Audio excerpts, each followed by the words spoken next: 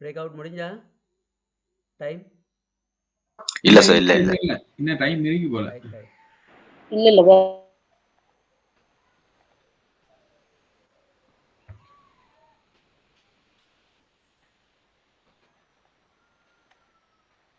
முக்கியத்துவம் 5 தான் எழுத சொன்னவர். 5 ஆமா, மஞ்சள் நீங்க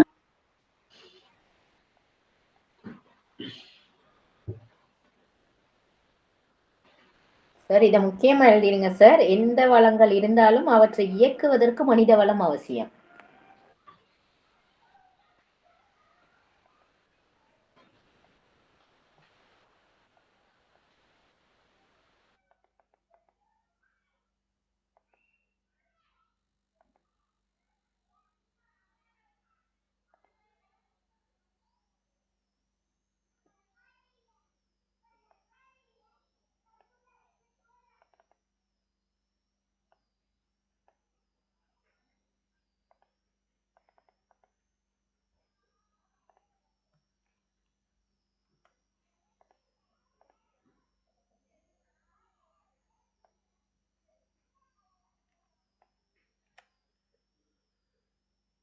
பணியாளர்களுக்கு தேவையான பயிற்சிகளையும் வழங்கி அவர்களின் திறனை மேம்படுத்துகிறது. இது ஒழுங்குமுறை திறமைகளை உயர்த்தி நிறுவனத்தின் செயல்திறனை வளர்க்கும்.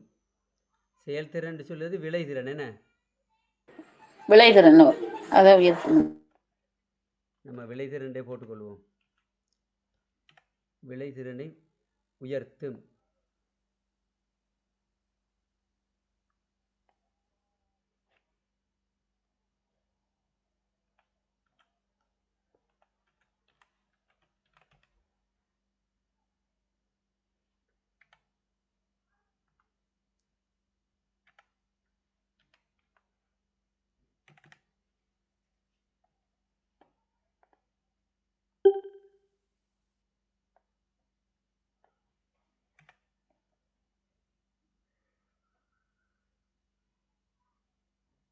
முடியுதா டைம்? மேல ரெட் பண்ணு.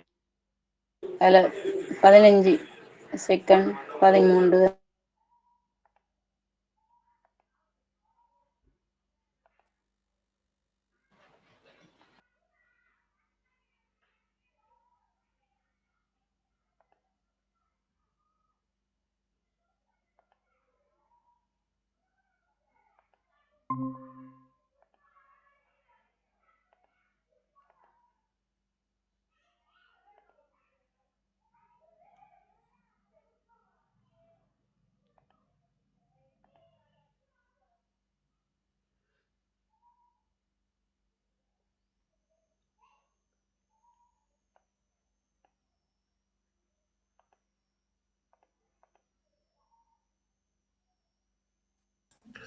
ஓகே, வந்துட்டீங்களா? வந்துட்டேன் சார். பெஸ்ட் குரூப் முதலாவது குழுவினுக்கு வழங்கப்பட்ட தலையங்கம் வள முகாமைத்துவத்தின் முக்கியத்துவம்.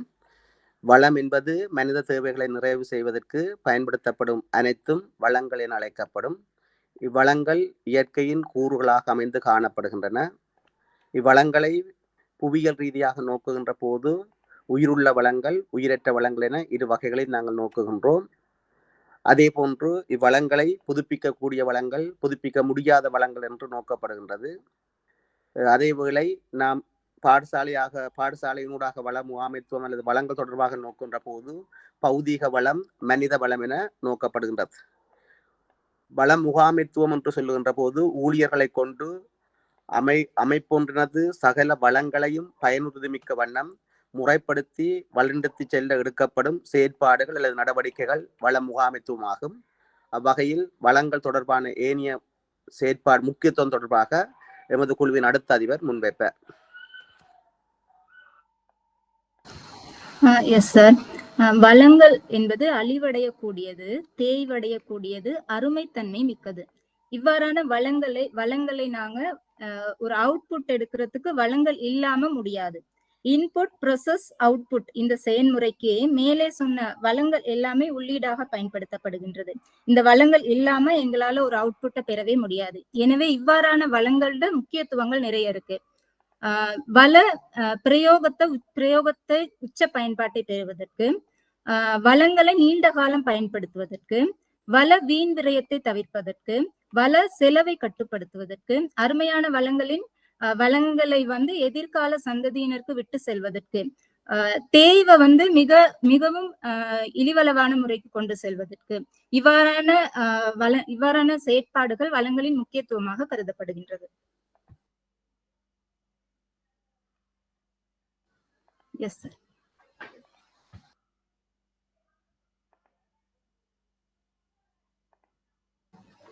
Sir.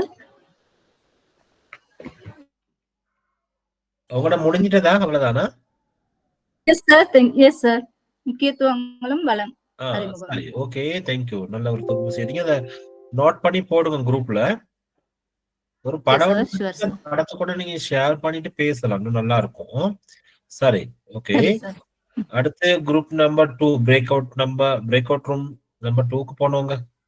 ரைட், இருக்கேன் சார். ஓகே, ஸ்டார்ட் பண்ணுங்க சார். ஸ்கிரீன் ஷேர் பண்ணுறேன் சார். சரி, பண்ணுங்க சார்.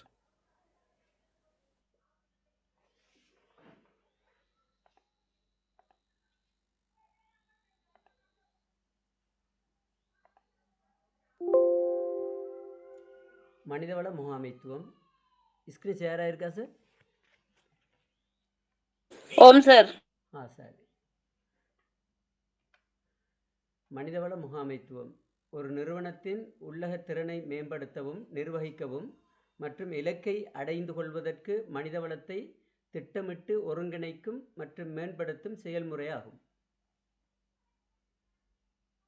இதன் முக்கியத்துவம் சரியான திறமையான ஊழியர்களை தெரிவு செய்தல், பணிக்கான தேவைமிக்க திறமைகளை உடைய பணியாளர்களை அடையாளம் கண்டு தேர்வு செய்வதன் மூலம் நிறுவனத்தின் உற்பத்தி திறனை அதிகரிக்க உதவுகிறது. அடுத்து பயிற்சியும் மேம்பாடும்.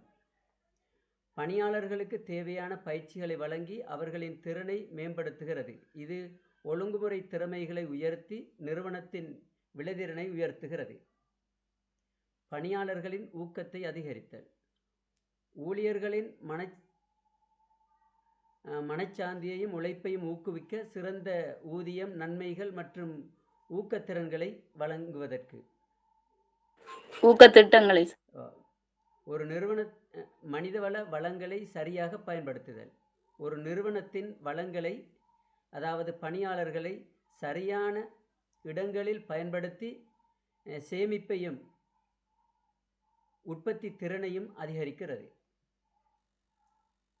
நட்பான பணிமுறைகளை உருவாக்குதல்.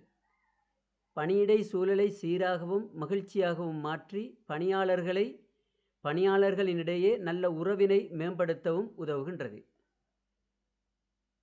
நன்றி.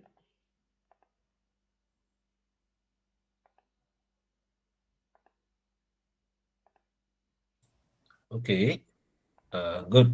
நினைக்கிறேன் பிரசன்டேஷனாவே தயாரிச்சிருந்தாங்க. வாழ்த்துக்கள் சார் உங்களோட குரூப்க்கு. அடுத்து 3வது. Thank you sir. குரூப் 3 பிரசன்டேஷன் செய்யல. நான் பாயிண்ட் சொல்றேன். பாடசாலையில் பௌதிக வளம் என்பது மாணவர்கள் அப்பதான் விளங்கப்படுத்த முடியும் மற்றவங்களுக்கு. என்ன பாயிண்ட்ஸ் அடுத்து விளங்கப்படுத்துங்க. சரி, ஓகே. மாணவர்கள் மற்றும் ஆசிரியர்கள் பயன்பெறும் வகையில் பாடசாலையில் உள்ள அனைத்து மூலவளங்களையும் குறிக்கும். உதாரணமாக கட்டிடங்கள், வகுப்பறைகள், ஆய்வுக்கூடங்கள், நூலகம், விளையாட்டு உபகரணங்கள், கழிப்பறைகள், குடிநீர் வசதி, மின் வசதி, பாடநூல்கள், கணனிகள் போன்றவற்றை குறிக்கும். இந்த பௌதிக வளத்தின் முக்கியத்துவம்: 1, தரமான கல்வி சூழலை வழங்குதல், சிறந்த கட்டிட அமைப்பு, பொருத்தமான தளபாட வசதிகள், காற்றோட்டமான வகுப்பறைகள். அது தரமான கல்வி சூழலை உருவாக்குது. மற்றது அனுபவ கல்வி, ஆய்வுக்கூடங்கள், கணினி கூடம், விளையாட்டு மைதானம் என்ன மாணவர்கள் பரிசோதனை பிராக்டிக்கலாக அனுபவத்தை பெற்றுக்கொள்றதுக்கு உதவுகின்றன.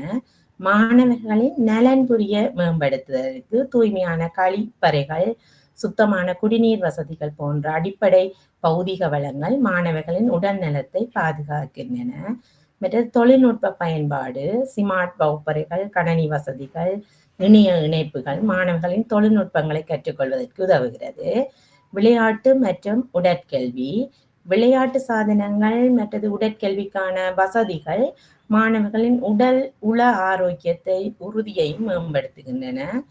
பயிற்சி திறன்களை மேம்படுத்தல், தொழில்நுட்பம் சார்ந்த கருவிகள், புத்தகங்கள் போன்றவையால் மாணவர்களின் அறிவு மற்றும் திறன்கள் மேம்படுத்த உதவுகின்றன. மற்றது மாணவர் வரவு அதிகரித்தல், பாடசாலையில சிறந்த பௌதிக வளம் இருந்தா மாணவர்கள் பாடசாலைக்கு ஆர்வத்தோட வருவார்கள். மற்றது மாணவர்களின் அடைவு மட்ட உயர்வு, மாணவர்கள் தொடர்ந்து வாரதாலையும் கற்றல் அனுபவங்கள் கிடைக்கிறதாலையும் அவன் கல்வியை அடைவில மேம்படுத்துகிறான். நன்றி சார். Okay, thank you. அதை அழகா எழுதி போடுங்க, குரூப்ல எழுதியோ டைப் பண்ணியே போடுங்க. மிஸ். ஆம் சார். சரி, ஓகே. Group number 4.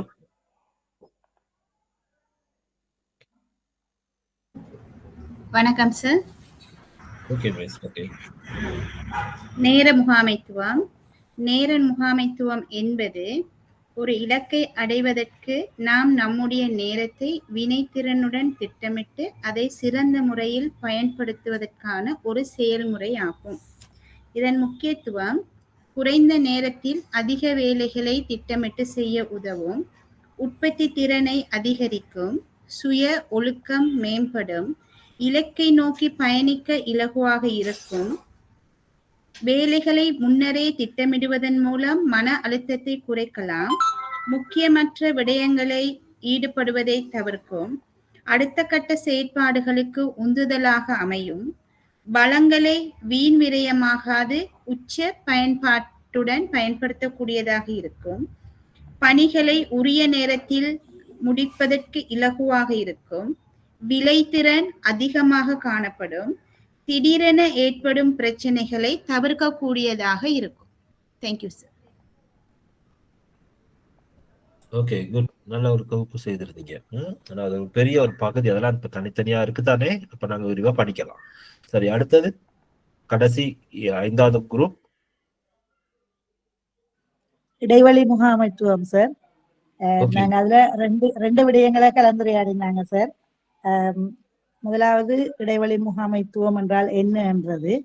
அப்ப அதுல ஒரு நிறுவனத்துல வெவ்வேறு தரத்துல வெவ்வேறு பணிகளை செய்கிறவர்களாக இருக்கின்ற ஆட்களிடையே சரியான ஆளிடை தொடர்பை பேணுதல் இடைவெளி முகாமைத்துவம் என்று அழைக்கப்படும் என்று நாங்க ஓரளவு கதைச்சு எடுத்தனாங்க சார். அது அப்படியான இடைவெளி முகாமைத்துவத்துல முக்கியத்துவம் என்னன்னு சொன்னா, ஒரு நிறுவனத்துல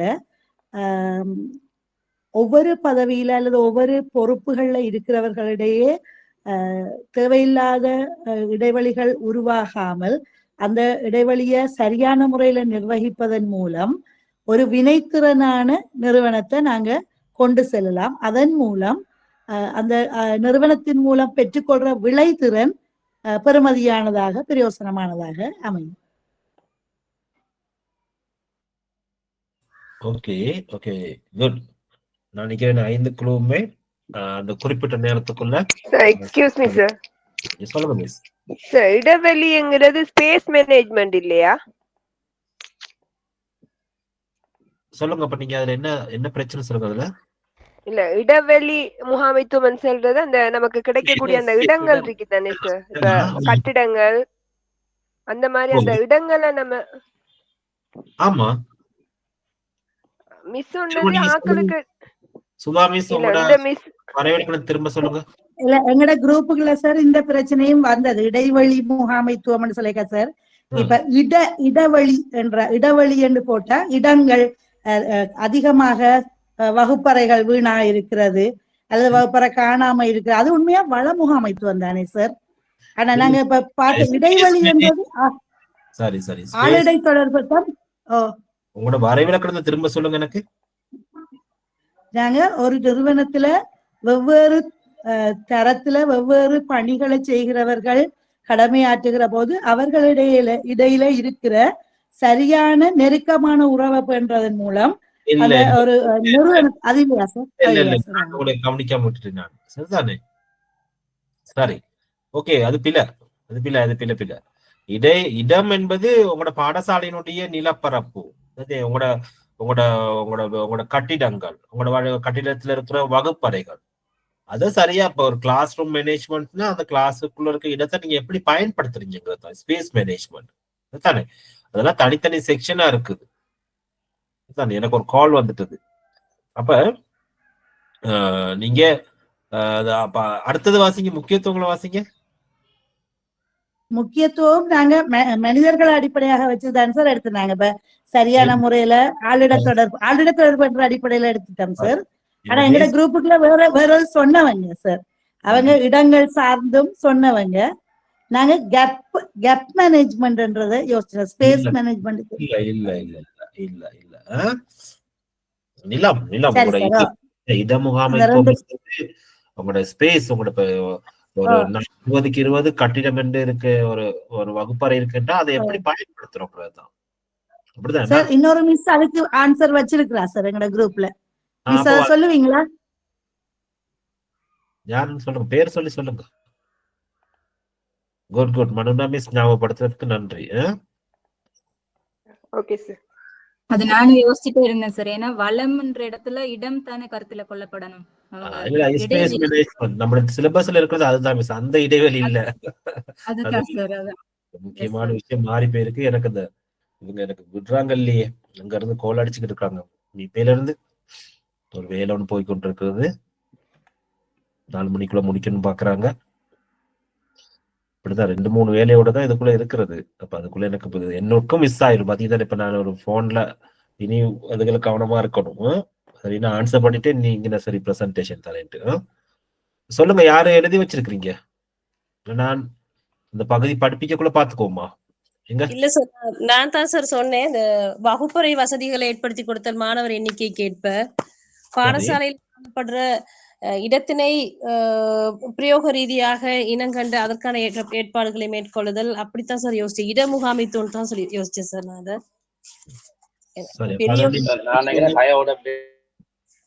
சார் சொல்லுங்க சுரேன் சார். அயோட ஸ்பேசஸ் உயர் கற்றல் வழிகள், கிரவுண்ட், மற்றது லேப், லைப்ரரி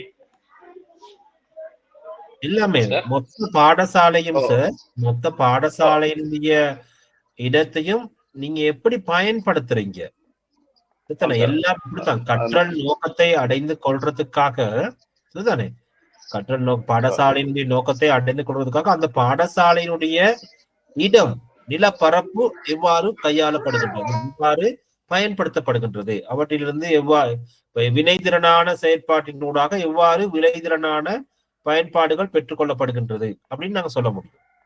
சரிதானே? அதுதான் பெற்றுக்கொள்ளப்படுமாக இருந்தால் அது ஸ்பேஸ் மேனேஜ்மெண்ட், அது இட முகாமைத்துவம்.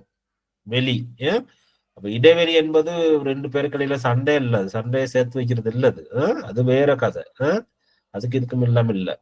இது இடத்தை நாங்க எப்படி பயன்படுத்துறோம் அப்படிங்கிறது தான் நினைக்கிறேன். அந்த குரூப்ல எத்தனை பேர் இருந்தீங்க? 5 பேர் இருந்தோம் சார். டவுட் வந்தா நீங்க என்ன அப்பவே கேட்டிருக்கலாம் நீங்க. சரி, பரவாயில்ல. அது ஒரு பெரிய பகுதி, அதை நாங்க அதை ரொம்ப விளக்கமா படிக்கலாம். அப்ப இந்த வகையில இதுல பிரதானமா 5 விடயங்களை பத்தி நாங்க கலந்துரையாடி இருக்கின்றோம். 5 விடயங்களை ஸ்கிரீன் ஷேர் பண்ணிக்கொள்றேன்.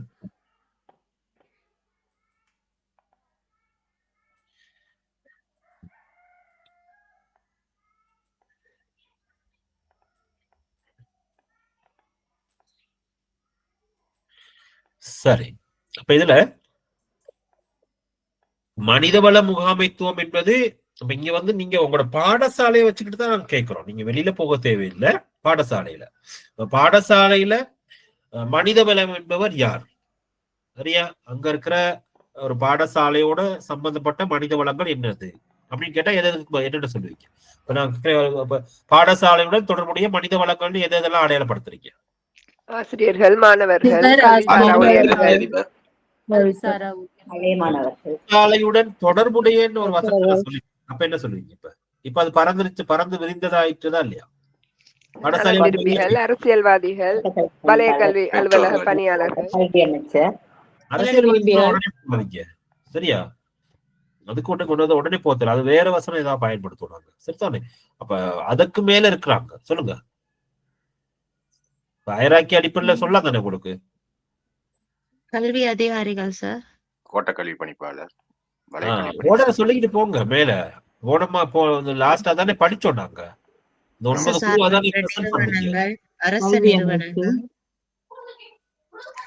பாடசாலையில மாணவர் இருக்கிறார், மாணவருக்குள்ள அடுத்து ஆசிரியர்கள், பிரதி அதிபர், அதிபர் இதெல்லாம் வந்த பிறகு அதிபருக்கு மேல யார சொல்லுவீங்க நீங்க? பாடசாலையை எதுக்குள்ள வருது? ஒரு கோட்டத்துக்கு. அப்ப அங்க ஒரு அந்த கோட்டம் எதுக்குள்ள நடக்குது? வலய கல்வி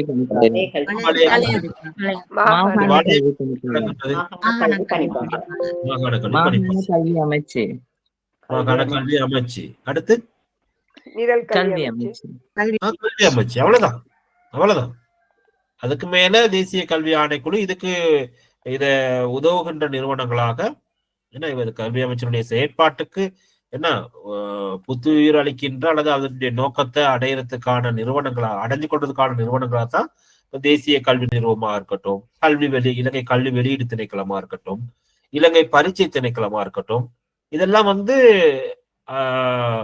கல்வி அமைச்சனுடைய நோக்கத்தை அடைஞ்சு கொள்றதுக்காக ஏற்படுத்தப்பட்டவை.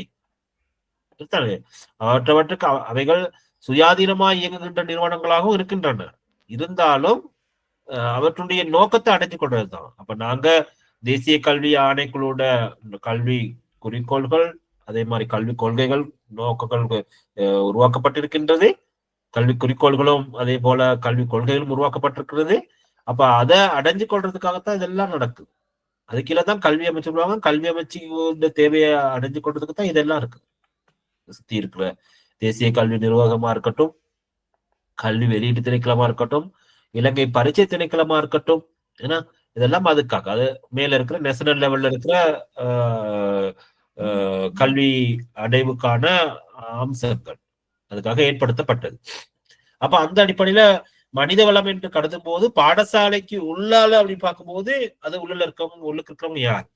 அதிபர், ஆசிரியர், மாணவர்கள், அவர்களுடைய பெற்றோர்கள், ஏன்னா அப்ப அதுக்கெல்லாம் நாங்க குறிப்பிட்டுருவோம். அங்க இருக்கிற கல்விசார் சிற்றூழியர்கள், தொழில்நுட்ப உதவியாளர்கள், மற்றது டெவலப்மெண்ட் ஆபீசர்ஸ், இதெல்லாம் அங்க எல்லாம் வந்துருவாங்க. ஒரு கேன்டீன்ல இருக்கிற ஒரு நடத்துறவர் கூட வந்துருவார். சில பாடசாலையில ஹாஸ்டல்லாம் இருக்கும், ஹாஸ்டல் வார்டன்லாம் கூட இருப்பாங்க. அப்ப லேப் இருக்குமா இருந்தா லேப்ல எல்லாம் டெக்னீஷியன்லாம் இருப்பாங்க. லைப்ரரி தான் லைப்ரரியன்லாம் கூட இருப்பாங்க. பெரிய பெரிய ஸ்கூல்கள்ல தனியா லைப்ரரியன் தனியாலாம் பதவியே இருக்குது. அப்ப அப்படி இருக்கும்போது அப்படியாப்பட்ட அப்பாயின்மெண்ட்ல ஸ்கூலுக்குள்ளேயே இருக்குது. எல்லா பாடசாலைக்கும் அந்த வசதி இல்லை, அது ஒண்ணு செய்ய இயலாது. இந்த பாடசாலை நாட்டினுடைய கட்டமைப்பு அப்படி இருக்குது. எதிர்வரும் காலப்பையில எல்லா பாடசாலைக்கும் அது சமமா போய் சேரணுங்கிறது தான் எல்லாருடைய எதிர்பார்ப்பு. சரி, அதே பாடசாலைக்கு வெளியிலன்னு சொல்லி பார்க்கும்போது நம்ம சொன்ன கோட்டத்துல, வலயத்துல, மாகாணத்துல, மாகாண கல்வி அமைச்சுல, அதே போல கல்வி அமைச்சுல, அதே போல இந்த தேசிய கல்வி நிறுவனமா இருக்கட்டும், கல்வி வெளியீட்டு திணைக்களமா இருக்கட்டும், இலங்கை பரீட்சை திணைக்களமா இருக்கட்டும், அதே போல தேசிய கல்வி ஆணைக்குழுவையா இருக்கட்டும், இவங்க இது எல்லாத்துலயும் கடமையாற்றுகின்ற அதிகாரிகளும் எங்களுடைய பாடசாலையினுடைய செயற்பாடுகளோட சம்பந்தப்படுறாங்க. இதற்கு மேலதிகமாக இன்னைக்கு பாடசாலை லிங்க் பண்ணப்பட்டிருக்கு. குறிப்பா பாத்தீங்கன்னா பல்கலைக்கழகங்களோட லிங்க் பண்ணப்பட்டிருக்கின்றது, தொடர்பை ஏற்படுத்துறாங்க. அப்படி ஒரு முன்வைப்பெல்லாம் கொண்டு வரப்பட்டிருக்குது. நம்ம இப்ப குறிப்பிட்ட எங்கட பிள்ளைகள் யூனிவர்சிட்டிக்கு போனா மட்டும்தானே அவங்ககிட்ட படிக்கிறாங்க, அவங்ககிட்ட படிக்கிற ஒரு சூழல் இருக்கு. அதனால ஒரு பெரிய ஒரு அங்க போன மட்டும்தான் அந்த தொடர்பு ஏற்படுகின்றது. ஆனா வெளிநாடுகள்ல அப்படி இல்லை. யூனிவர்சிட்டியில இருக்கிற ப்ரொஃபசர், நிறைய டாக்டர் முடிச்சவங்க எல்லாம் கூட, லெக்சரர், சீனியர் லெக்சர் எல்லாம் கூட சில விசேடமான சில பாடங்கள், சில கற்பித்தலை நடத்துறதுக்காக ரிசோர்ஸாக என்ன செய்யப்படுறாங்கன்னு கேட்டா பாடசாலைக்கு அழைத்து வரப்படுகின்றார்கள் மாணவர்களுக்கு கற்பிக்கிறதுக்கு. சரியா? உதாரணத்துக்கு இப்ப வகுப்புல இப்ப கிரேட் 11லயும் நீங்க சயின்ஸ் படிப்பிக்கிறீங்க, சயின்ஸ் டீச்சர் படிப்பிப்பார். அதுலயே சில பகுதிகளை வந்து ஒரு ஒரு டாக்டர் படிப்பிக்கிறாருன்னு வச்சுக்கோங்களேன். சரியா? இல்லாட்டி ஏ லெவல்ல இருக்கிற ஒரு பயோ சயின்ஸ் படிக்கிற பிள்ளைக்கு வந்து ஒரு ஒரு ஒரு ஒரு ஒரு சில டாக்டர்ஸ் மாதிரிலாம் இப்ப டியூஷன்ல எல்லாம் இருக்கிறாங்க தான். இருந்தாலும் அதுக்கு மேலதிகமா சில உண்மையிலேயே இப்பயும் அரச வைத்தியசாலைகளிலோ இல்ல தனியார் வைத்தியசாலைகளிலோ வைத்தியராக கடமை புரிகின்ற ஒருத்தர் ஒரு ஒரு வகுப்பு நடத்துறார். ஏதாவது குறிப்பிட்ட பகுதிகளை படிப்பிக்கிறதுக்கு ஒரு சிறுநீரகங்களை படிப்பிக்கிறாங்க, இல்லாட்டி ஒரு குருதி சுற்றோட்டம் படிப்பிக்கக்குள்ள அவரை கூட்டி வந்து நாங்க படிப்பிக்க வைக்கிறோம். என்ன வேறுபாடு அவனுக்கு? என்ன நடக்கும்னு நினைக்கிறீங்க? பிள்ளைகள் அதை எப்படி வரவேற்பாங்களா இல்லாட்டி எப்படி எப்படி இருக்கும்? அது சிறப்பு தேர்ச்சின்றதுக்குள்ள அது வரும் சார். பிள்ளைகள் நடைமுறைக்கு ஏற்ற மாதிரி இருக்கும் சார். பிள்ளைகள் அதிகமா விரும்புவாங்க. சில சேஞ்சஸ் நடக்கணும். இப்படி எல்லாம் நடந்தா உண்மையிலேயே பாடசாலையில மாணவர்கள் அதிகமா பாடசாலை கல்விக்கு முக்கியத்துவம் கொடுப்பாங்க. அடுத்தது அவங்களுக்கு சில விஷயங்களை வந்து மிகவும் தெளிவாக அறிஞ்சு கொள்றதுக்கு ஒரு வாய்ப்பா இருக்கும். இல்லாட்டி ஒரு பயோசயின்ஸ்ல படிக்கிற பிள்ளைகளை வந்து ஹாஸ்பிட்டலுக்கு கூட்டி போறோம் நாங்க. அந்த டாக்டர் ஊடாக என்ன செய்யணும்னா ஹாஸ்பிட்டலுக்கே கூட்டி போயிட்டோம் நாங்க. கூட்டி போயிட்டு ஒரு உண்மையிலேயே நடக்கிற ஒரு ஆப்ரேஷனோ இல்லாட்டி அங்க இருக்கிற சில ஒரு ரசாயன ஒரு ஆய்வு கூடத்துக்கோ எல்லாம் கூட்டி போயிட்டு காட்டி உண்மையிலேயே பரிசோதனை எல்லாம் நடத்தி படிப்பிக்கிறதுக்கான ஒரு வாய்ப்பு உருவாக்குறோம் நாங்க. எப்படி இருக்கும் சொல்லுங்க அந்த கற்றல் செயற்பாடு? சார் அந்த துறையை படிக்கிறதுக்கு வாய்ப்பா இருக்கும் என்ன சார்? அந்த துறையில விருப்பம் ஏற்படும்.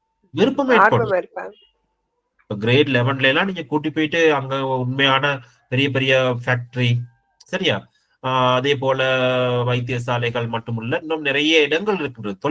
தொழிலிட மனிதர்கள் தொழில் செய்யற இடங்கள் இருக்கின்றது. அவற்றெல்லாம் போயிட்டு நாங்க காட்டி பிள்ளைகளுக்கு ஒரு ஒரு அனுபவத்தை ஏற்படுத்துவீங்களா இருந்தா அவங்களோட ட்ரீம்ல அவங்க மாற்றத்தை கொண்டு வந்துருவாங்க. நிறைய பேருக்கு தெரியாது, பிள்ளைகளுக்கு சரியான விளக்கங்கள் இல்லை. அப்ப எனவே இந்த மனித வளம் என்பது வந்து இன்னைக்கு எங்களோட நாட்டில் நாங்க கல்வித்துறையில வந்து வரையறுக்கப்பட்ட வகையில பயன்படுத்தி கொண்டிருக்கின்றோம். வெளிநாடுகள்ல வந்து அதை ஓப்பனா பயன்படுத்துறாங்க. லெக்சருக்கு கூப்பிடுறாங்க. அந்த 40 நிமிஷம் பாட வேலைக்கு வெளியில இருந்து வாராங்க. சில சிறப்பு தேர்ச்சி பெற்றவங்க வாராங்க. வர்றதுனால பிள்ளைகள் அந்த கல்விக்கான முக்கியத்துவத்தை வந்து அதிகமா கொடுக்குறாங்க, அதிகமான விளக்கத்தை பெற்றுக்கொள்றாங்க. இப்ப எங்களுடைய நாடுகளிலும் கூட அப்ப அவ்வாறான முன்வைப்புகள் கலந்துரையாடல் எல்லாம் நடைபெற்று இருக்குது. எதிர்காலங்கள்ல அவ்வாறான இதுகளுக்கு வாய்ப்புகள் இருக்கின்றது. இப்ப நாங்க பெரும்பாலும் ஸ்கூலுக்கு ஒரு கெஸ்டா கூட்டி வருவோம். நாங்க பெரும்பாலும் படிப்பிக்க கூட்டி வந்ததுக்கான வாய்ப்பு குறைவு தானே. 100க்கு 99% இல்லைன்னு தான் சொல்லுவேன் நான். அது கூட ஸ்கூல்ல இருக்கோ தெரியல, அப்படி இருந்தா பாராட்டத்தக்கது. ஒரு கைடன் கவுன்சில் நடத்துறதுக்கெல்லாம் கூட்டி வரோம் நாங்க பெரும்பாலும். அதுகளுக்கு கொஞ்சம் இருக்குது. சில பாடங்கள் ரீதியில கூட்டி வர்றது குறைவு. அப்ப அப்படி நடைபெறணும். அவங்க யூனிவர்சிட்டியில மட்டும்தான் படிப்பிக்க அவங்களும் தயாரா இல்லை. பாடசாலைக்கு வர்றதுக்கு அவங்க தயாரா இருக்கிறாங்க. ஆனா நாங்க கூப்பிடுறது இல்லை, அவங்கள பயன்படுத்துறது இல்லை. அப்ப எதிர்காலங்கள்ல எங்க நாட்டுல அப்படியாப்பட்ட முன்வைப்புகள் அதாவது சில முன் யோசனைகள் இதுகள் பிரேரணைகள் முன்வைக்கப்பட்டிருக்கின்றது. நடக்கிறதுக்கான வாய்ப்புகள் உத்தியோகபூர்வமா அதுக்கான அனுமதிகள் வழங்கப்படும் எதிர்காலத்துல. இப்பயும் கூட அனுமதி எடுத்துட்டு பயன்படுத்தலாம். அதுக்கு எதுவும் இல்லை. அவங்க வர்றதுக்கு ரெடினா ஓகே. பெரும்பாலும் நாங்க வந்து நீ அவங்களுக்கு பேமெண்ட் ஒன்று செய்யலாம் தானே. அவங்க ஃப்ரீயா அவங்களுடைய சேவை நோக்கத்துல வந்து செஞ்சுட்டு போகணும், அவ்வளவுதான். எனவே அந்த அடிப்படையில மனித வளம் என்று பாடசாலையுடன் தொடர்பு படி பார்க்கும்போது பாடசாலைக்கு உள்ளாலையும் காணப்படுகின்றது, அதே மாதிரி பாடசாலைக்கு வெளியிலையும் காணப்படுகின்றது. எனவே எல்லாமே கல்வி அதிகாரிகளா மட்டும் நாங்க பார்க்க தேவையில்ல, அவர்கள் பல்வேறுபட்ட வளவாளர்களாக காணப்படுகின்றார்கள்.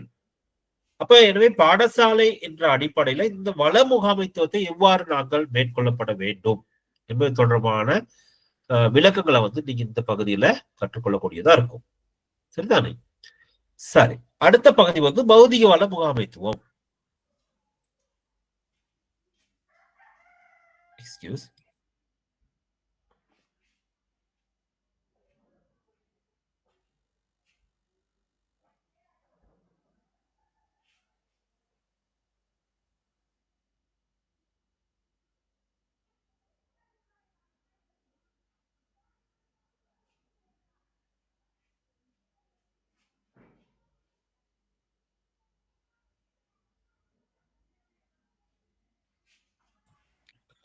சரி. அப்ப இதுல பௌதிக வள முகாமைத்துவம் சொன்னா ஒரு பாடசாலையில பௌதிக வளம் என்று நாங்க எதை அடையாளப்படுத்துறோம்?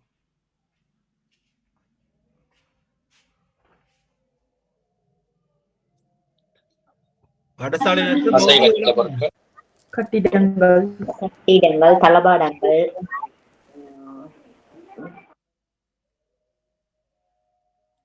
ஒரு ஜியாகிரபி படிப்பிக்கிறப்ப சார்ட்ட கேட்டீங்கன்னா, டீச்சரே கேட்டீங்கன்னு சொன்னா அவங்க அதுக்கு பௌதிகம்னா அதுக்கு வேற விளக்கம் வந்துட்டோம். இயற்கை என்று சரியா ஸ்கூல்ல பௌதிக வளம் என்று பாக்குறது அப்படி இல்லை. அதாவது மாணவனுடைய கல்வி செயற்பாட்டுக்கு பயன்படுத்தக்கூடிய அனைத்து வளங்களும் வந்தது. ஒரு பாடசாலையினுடைய நிலப்பகுதி எல்லாம் பௌதிக வளம் தான். ஆனா அதுல இருக்கிற கட்டிடமும் பௌதிக வளம் தான். அங்க இருக்கிற டேபிள்ல இருந்து, சேர்ல இருந்து, என்ன கபர்ட்ஸ்ல இருந்து, அங்க சயின்ஸ் டேபிள்ல இருக்கிற அவ்வளோ இன்ஸ்ட்ருமெண்ட், ஏன்னா அவ்வளோ ஐசிடி லேப்னா அங்க இருக்கிற கம்ப்யூட்டர்ல இருந்து சகலதும் எல்லா அங்க இருக்கிற ஒரு ப்ரூம் ஸ்டிக் ஒரு பாத்தீங்கன்னா எல்லாம் அந்த பௌதிக வளத்துக்குள்ளதான் வரும். எல்லாமே அங்க இருக்கிற வளங்கள், பாடசாலைக்குள்ள இருக்கின்ற வளங்கள். அப்போ அங்க இருக்கிற மலசல கூடங்களா இருக்கட்டும், சரியா, சிற்றுண்டி சாலைகளா இருக்கட்டும், மைதானங்களா இருக்கட்டும், சரிதானே, ஒரு விவசாய காணியா இருக்கட்டும், ஏதோ ஒரு பாடசாலையில இருக்கிற ஒரு விவசாய தோட்டங்களா இருக்கட்டும், ஒரு மலர் தோட்டங்களா இருக்கட்டும், என்ன இப்படி எல்லாமே பௌதிக வளம் என்ற அடிப்படையில தான் நாங்க பார்ப்போம். ஒரு பாடசாலைக்கு இயற்கையாக அமைந்த பௌதிக வளங்கள் இருக்கலாம், சரியா. அதே மாதிரி ஒரு பாடசாலைக்கு பொறுத்தவரை நிறைய பௌதிக வளங்கள் நாங்க பெற்றுக்கொள்வோம். நாங்க பல்வேறுபட்ட வகையில அதுக்கு எங்களுக்கு கிடைக்கும், அரசாங்கத்தினால கிடைக்க பெற்றுக்கோம்.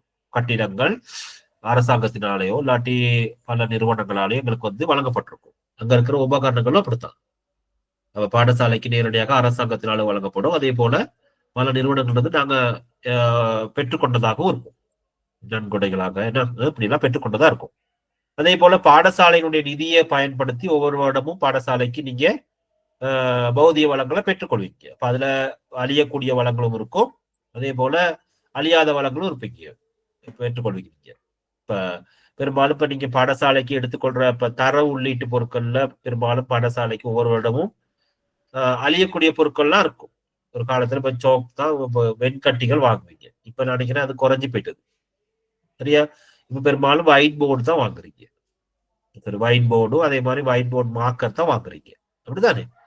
அப்ப இதுகள் ஒரு முன்னேற்றம் தான். அது என்ன, இப்ப அந்த காலத்துல நாங்கெல்லாம் கரும்பலகையில சோக்கு எழுத போய் தான் படிச்சோம். இருந்தாலும் இன்னைக்கு அது சயின்டிபிக்கல் ரீதியா இன்னைக்கு எங்களுக்கு அது நிறைய எங்களுக்கு மட்டும் இல்ல, இப்ப எங்களுக்கு இருக்க பிள்ளைகளுக்கும் நிறைய பாதிப்புகளை ஏற்படுத்தும். அப்படிங்கிற சுவாச ரீதியான நோய்கள் இப்படி பாதிப்புகளை ஏற்படுத்துங்கிறதுனால அதுகளுக்கு இன்னைக்கு முக்கியத்துவம் கொடுக்கறது குறைவு. மற்றது ஒரு நவீனத்துவம் என்ற அடிப்படையில் இன்னைக்கு நாங்க ஒயிட் போர்டு, ஏன்னா கிரீன் போர்டு, அதுகள் கிரீன் போர்ட்லயும் சோக் தான் எழுதுறதுன்னா ஒயிட் போர்டு பயன்படுத்துறோம். இன்னைக்கு அதையும் தாண்டி இன்னைக்கு அதனுடைய அடுத்த கட்டங்களாக நாங்க ஒரு காலத்துல OHP மெஷின் எல்லாம் வச்சு பயன்படுத்தணும், சரியா. அப்புறம் மல்டிமீடியாலாம் வந்தது, கம்ப்யூட்டர், டிவி, என்ன இப்படி எல்லாம் இருக்குத்தானே. அப்படியே வந்த பிறகு ஒரு காலத்துல அது அப்படியே இன்டராக்டிவ் போர்டா மாறினது. அப்படி அதையும் தாண்டி இப்ப பாத்தீங்கன்னா எல்லாம் ஸ்மார்ட் போர்டுன்றது நிக்குது. ஸ்மார்ட் போர்ட்லயும் பாத்தீங்கன்னா எத்தனையோ வெரைட்டிஸ் இவ்வளோ வசதி அடுத்தடுத்த வேர்ஷன் எல்லாம் வந்துட்டு புதுசா பழையதுக்கும் புதுசுல எல்லாம் நிறைய ஆப்ஷன் இருக்கு, நிறைய பயன்படுத்தக்கூடிய மாதிரி எல்லாம் வந்துட்டு. அப்ப எல்லா கிளாஸ்க்கும் ஒரு ஸ்மார்ட் போர்டை மட்டும் வச்சுட்டு அது ஸ்மார்ட் கிளாஸ் ரூம் இல்லை. நான் உங்களுக்கு அது 21st century கிளாஸ் ரூம் விளங்கப்படுத்தும் போது நான் உங்களுக்கு சொல்லியிருக்கேன். இன்னைக்கு எங்க நாட்டுல ஸ்மார்ட் கிளாஸ் ரூம் ஆக்குறோங்கிற பேர்ல நாங்க என்ன செய்யறோம், ஒரு லேப்டாப் கொடுக்குறோம், ஒரு மல்டிமீடியாவோ இல்லாட்டி ஒரு ஒரு ஸ்மார்ட் போர்டை வாங்கி மாற்றோம் நாங்க, சரியா. அந்த ஹாலுக்கு விசேஷமான நிறப்பூச்சிகளை பூசுறோம், மேசை நாட்களுக்கெல்லாம் கவர்ச்சிகரமான நிறங்களை பூசுறோம், ஏன்னா பூசின பிறகு அது ஸ்மார்ட் கிளாஸ் ரூம் சொல்றோம், சரியா. ஆனா உண்மையிலேயே இப்ப நாங்க ஒரு ஜப்பான்ல உள்ள ஒரு ஸ்மார்ட் கிளாஸ் ரூம், சைனாவில் இருக்கிற ஒரு கிளாஸ் ரூம்ல இருக்கிற ஒரு ஸ்மார்ட் கிளாஸ் ரூம் சொன்னா அது எப்படி இருக்கு நான் உங்களுக்கு காட்டுறேன். நீங்களும் யூடியூப்ல அதெல்லாம் போய் பாருங்க, எவ்வளவு வசதிகளோடு அது இருக்குது, சரியா. இப்ப அப்படி இருக்கும்போது அதெல்லாம் ஒரு பௌதிக வளம். பௌதிக வளங்கள் இன்னைக்கு வளர்ச்சி அடைந்த பௌதிக வளங்களாக இப்படி இருக்கணும். அப்ப அந்த வளங்களை எப்படி நாங்க ஒரு பாடசாலைக்குள்ள இருந்து முகாமைத்துவம் செய்யறது இருக்க வளத்திலிருந்து எப்படி உச்ச பயன்பாடு நாங்க பெற்றுக்கொள்றது. அப்ப உச்ச பயன்பாட்டை பெறுறதுன்னா வினைத்திறன் மிக்க செயற்பாடு. அதுதான் நான் முதல்ல உங்களுக்கு படிப்பிச்ச பகுதியை. அப்ப வினைத்திறன் மிக்க செயற்பாடுங்கிறது அதுதான் குறிக்குது. வினைத்திறன் மிக்க அந்த செயற்பாட்டை நாங்க அங்க நிகழ்த்து பௌதிக வளத்தை வினைத்திறன் மிக்க வகையில பயன்படுத்தும் போது எங்களுக்கு என்ன கிடைக்கும்? அதனூடாக விளைதிறன் மிக்க பாடசாலை கிடைக்கும். விளைவு கிடைக்கும், பாடசாலை கிடைக்கும். அதுதான் அது. ஏன்னா ஒரு பயனுறுதி கிடைக்கின்றது, ஒரு அவுட்புட் கிடைக்கும் அதுல இருந்து. அப்ப எனவே பௌதிக வள முகாமைத்துவம்னா என்ன நாங்க ஒரு அறிமுகப்படுத்தி இருக்கோம். அதனுடைய முக்கியத்துவம் நீங்களும் சொன்னீங்க. இதுதான் அது.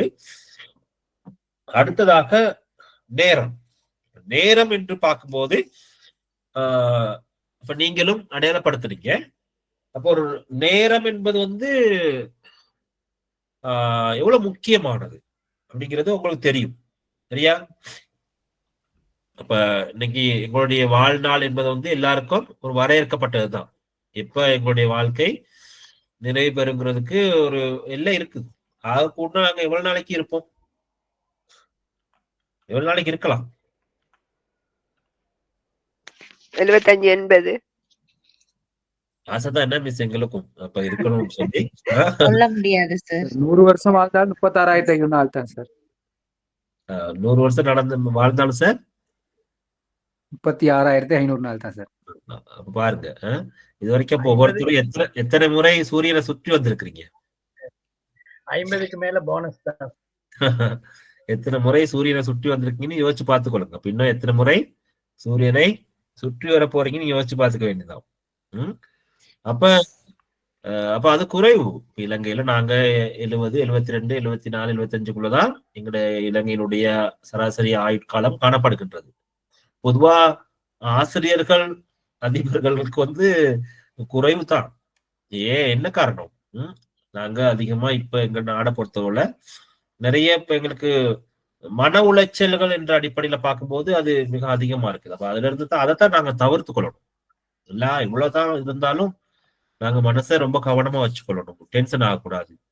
ஏன்னா எங்க லைஃபை நாங்க வாழ்றதுக்கான ஒரு சந்தர்ப்பம் எங்களுக்கு இல்லதான், இருந்தாலும் வாழ்றதுக்கு ட்ரை பண்ணணும். நாங்க இருக்கிற கொஞ்ச நேரத்தையாவது நாங்க என்ன செய்யணும், சந்தோஷமானதாக மாற்றிக்கொள்ளணும். நாங்க எங்களோட குடும்பத்தோட, ஏன்னா எங்களை சுற்றி இருக்கிற எங்களோட நண்பர்களோட அது ஒரு வகையில அது இறுக்கமான செயற்பாடா மாறிடக்கூடாது. இந்த பாடநெறியில கூட நீங்க இணைந்து இருக்கிறீங்க. இந்த சந்தர்ப்பத்துல இதுல ஏதோ ஒரு வகையில உங்களுக்கு ஒரு பயன் இருக்கணும், ஒரு சந்தோஷம் கிடைக்கணும், உங்களுக்கு ஒரு மன திருப்தி உங்களுக்கு கிடைக்கணும். கட்டாயத்தின் பேர்ல நீங்க இதுல இணைஞ்சிருக்க கூடாது. அப்ப இதையும் நீங்க சந்தோஷமானதாக மாற்றிக்கொள்ள வேண்டியது, திருப்தியுடையதாக மாற்றிக்கொள்ள வேண்டியது உங்களுடையது. அப்ப அதுக்கு காரணம் என்னன்னு கேட்டா, எங்களோட வாழ்ற காலம் மிக சிறியது, வாழுகின்ற காலம் மிக சிறியது. எனவே அதை நாங்களும் சந்தோஷமா வாழ்ந்து மற்றவங்களையும் கஷ்டப்படுத்தாம எல்லாருக்கும் உதவி செஞ்சு, எல்லாருக்கும் உதவி செய்து அப்படி ஒரு நல்ல விதமாய் வாழ்ந்து போயிட்டா சந்தோஷம் தானே எல்லாருக்கும். எல்லாருக்கும் பிரயோசனமானவர்களாக நாங்க இருக்க வேண்டும். இது ஒரு வகையில மற்றவர்களுக்கு பயன்படக்கூடியவர்களாக எங்களுடைய வாழ்க்கை இருக்குமா இருந்தா சந்தோஷம் தான். அந்த வகையில நேரம் என்பது மிக முக்கியமானது. கடந்த நேரங்களை நாங்க மீண்டும் கொண்டு வர முடியாது. எனவே இருக்கின்ற ஒவ்வொரு நிமிடங்களும் மிகவும் பயன்மிக்கது. அப்ப எங்களுடைய ஆயுளை குறைச்சு கொண்டே போவோம். அதனால நாங்க விழிச்சு கொள்ளணும், அப்பப்ப விழிச்சு கொள்ளணும். காலத்தை நாங்க சரியா பயன்படுத்திக் கொள்ளணும். நேரத்தை நாங்க பயனற்ற வகையில விட்டுறக்கூடாது.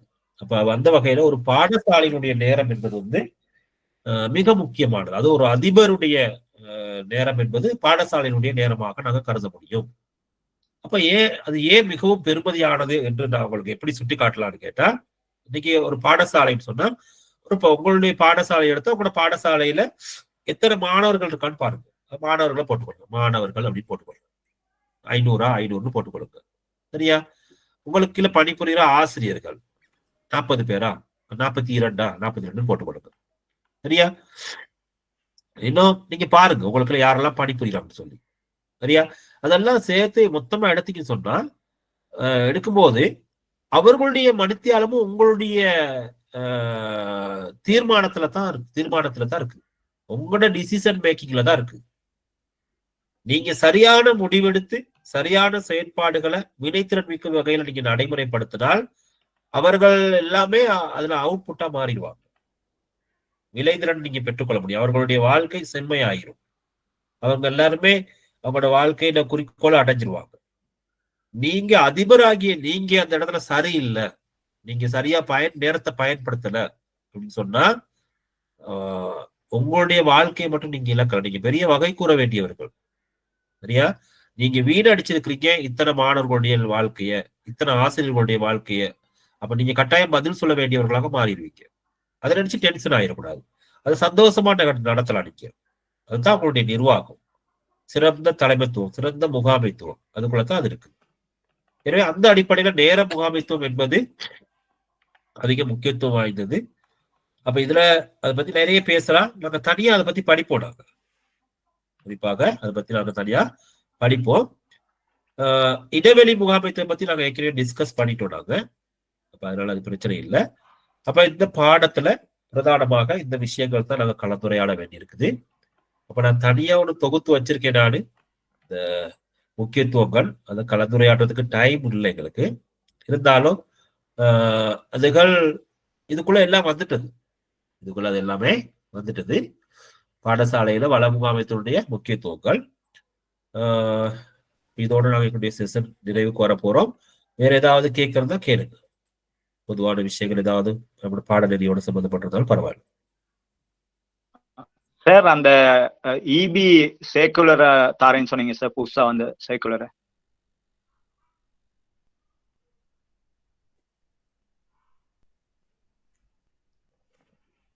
Hello sir. சொல்லுங்க சார். சார் அந்த இபி எக்ஸாம் தொடர்பாக அந்த புதிதா வந்த அந்த சுற்றறிக்கை தாரேன்னு சொன்னீங்க சார். பொதுவா அரச சேவையில உள்ளவங்களுக்கு சார் அது ஒரு அவுட் பண்ணாங்க லாஸ்ட் இயர். சரிதானே? அதை கொஞ்சம் எடுக்கணும். நான் அது பெரும்பாலும் போன வருஷம் அந்த பிஜிடிஎம் செய்தவங்ககிட்ட இருக்கும். அவங்களுக்கு தான் அந்த கடிதம் எல்லாம் அடிச்சோன்னாங்க. அதை நான் வாங்கி எடுத்து போடுறேன். எந்த போன்ல ஒரு சின்ன சிக்கலானது அந்த வாட்ஸ்அப் ஃபுல்லாவே நிறைய ஸ்டோரேஜ் பேஜ்ல நான் டிலீட் பண்ண எல்லாத்தையும் வேண்டியதா ஆயிட்டது. அதனால நிறைய மிஸ் ஆயிட்டது. இப்ப சிலதுகள் மெஷின்ல சேவ் பண்ணியிருக்கோம். வீட்டுல உள்ளதுல இருக்கா இல்லாட்டி அங்க ஆபீஸ்ல உள்ளது இருக்கான்னு நான் தேடி எடுத்து போடுறேன் உங்களுக்கு. நீங்க ஈஸியா அதை எடுக்கலாம். நீங்க உரிய காலப்பகுதியில செய்யணும்னு சொல்லி ஒரு சட்டம் வந்துட்டது. போன வருஷம் ஒரு சேக்குலர் சுற்று நிருபம் வந்துட்டது. அந்த காலப்பகுதியில தான் நீங்க செய்ய முடியும். ஏற்கனவே செய்தவங்களை ஒண்ணும் செய்ய இயலாது. நீ அது சேக்குலர் வர்றதுக்கு முன்னுக்காக தானே அது இருக்கு.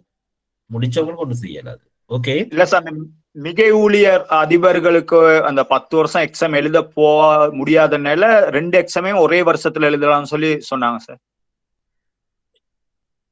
அப்ப அவங்களுக்கு ஏதாவது மாற்று ஏற்பாடுகள் இருக்கும் சார். அது பிரச்சனை இல்லை. சரி, வேற ஏதாவது விடயங்கள்? அந்த தவறா பேமெண்ட் செஞ்சீங்க 2 பேர் பிஓசிக்கு.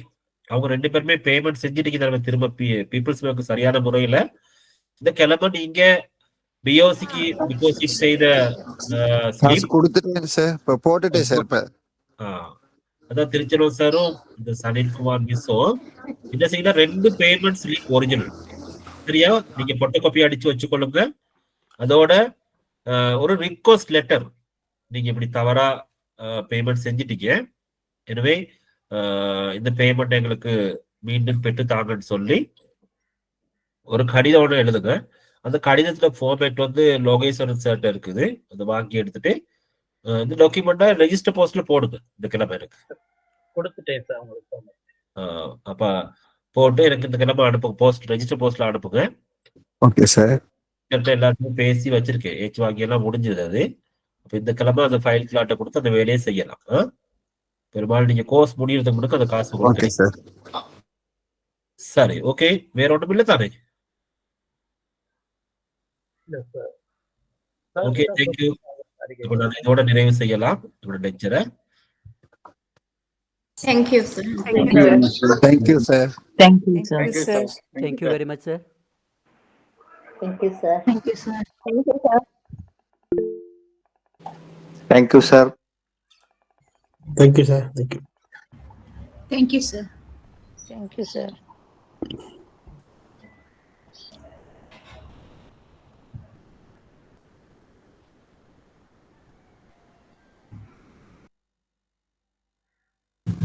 Thank you sir.